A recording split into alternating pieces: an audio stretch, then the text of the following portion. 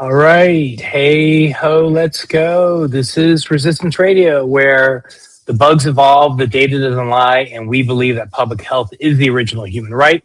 I'm your host, Mark Allen Derry, and welcome back. I'm sorry I've been gone for a few days. This week, science has given us a story that begins over 5,000 years ago in Siberia and ends somehow in the underfunded clinics of Eastern Congo and the budget offices of DC. And if you bear with me, all this will connect. So for this first segment, let's talk about the oldest plague.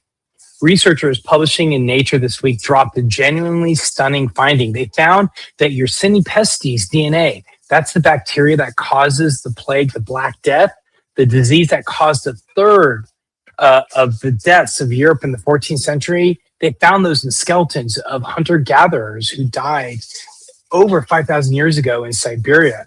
To put that number in perspective, over 5,000 years ago is roughly twice as far back as the founding of Rome. So these weren't farmers or city dwellers. These were small nomadic bands of people. And somehow 40% of the ones studied showed evidence of active plague infection. That detection rate, by the way, is roughly the same as what researchers find in victims of the Black Death itself.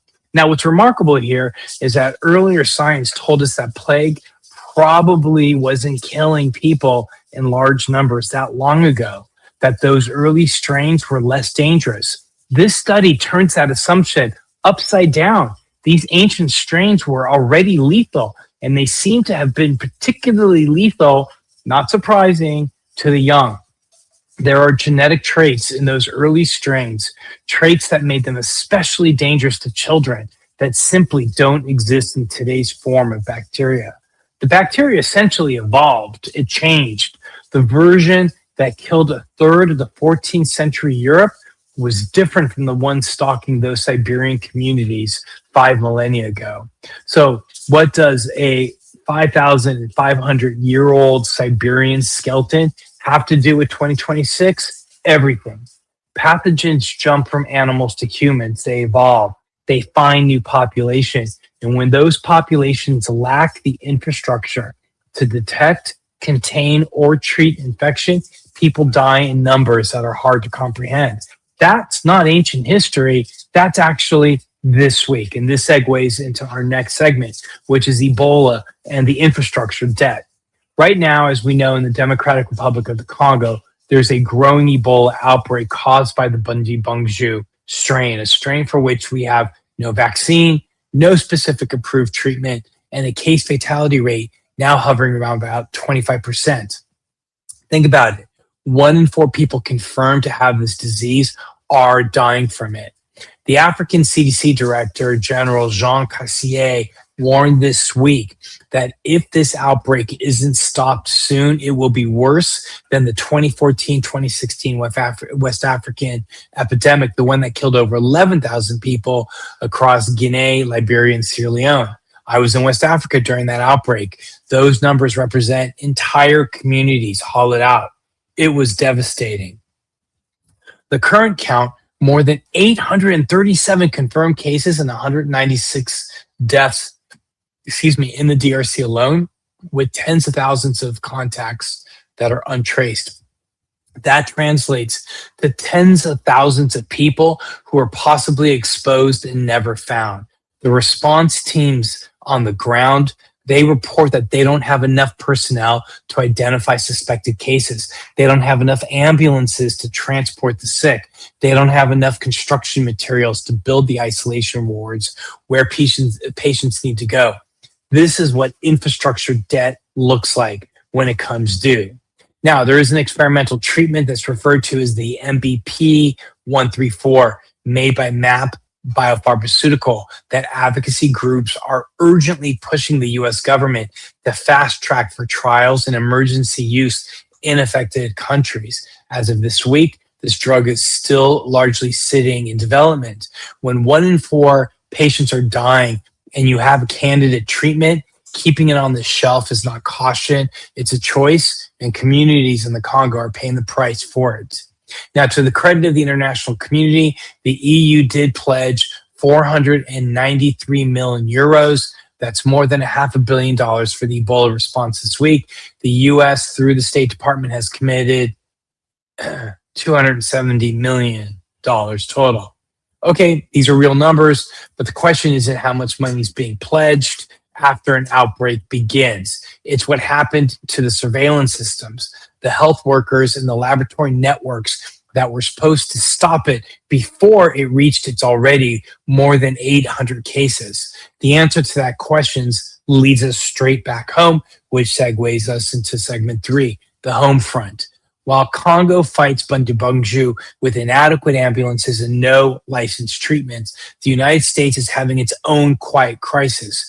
The UN just released a report showing that globally, PrEP, that's pre-exposure prophylaxis, the daily pill that prevents HIV infection, was taken by more than 1 million fewer people in 2025 compared to 2024. That's actually a 38% decline.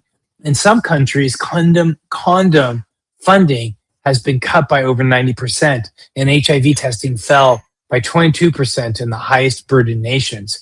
To put that in human terms, if you lined up 1 million people who lost access to PrEP, they'd fill every seat in the Superdome over 14 times over. Each one of those people is now navigating HIV risk without a tool that could protect them.